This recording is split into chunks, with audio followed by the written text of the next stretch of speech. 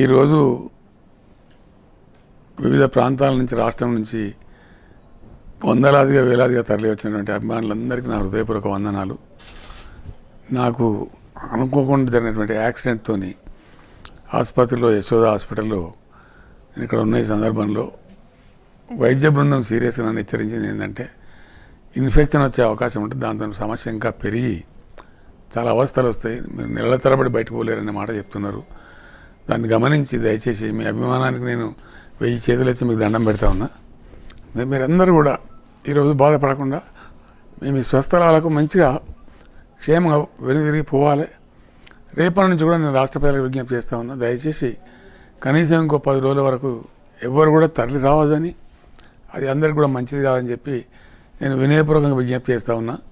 కింద ట్రాఫిక్ ఇబ్బందులు కూడా ఉన్నాయి. హాస్పిటల్లో మనం కాకుండా వేరే వందలాది మంది పేషెంట్లు కూడా ఉన్నారు ఇక్కడ. వాళ్ళ క్షేమం కూడా మనకు అంతే ముఖ్యం. కాబట్టి మీరు అన్యదా భావించకుండా క్రమశిక్షణతో దయచేసి మీరందరూ తిరిగి మీ ఇళ్ళ క్షేమంగా చేరండి. నేను మంచిగా అయిన తర్వాత తప్పకుండా రోజు 10 మధ్య ఉండేవాడినే కాబట్టి మళ్ళీ కలుసుకుందాం మనం, దానికి ఇబ్బంది లేదు. దానికి ఇప్పుడు కింద కేటీఆర్ కానీ మన అక్బరుద్దీన్ ఓవైసీ మన మిత్రపక్ష నాయకులు కానీ ఉన్నారు, వాళ్ళందరూ మీకు చెప్తారు.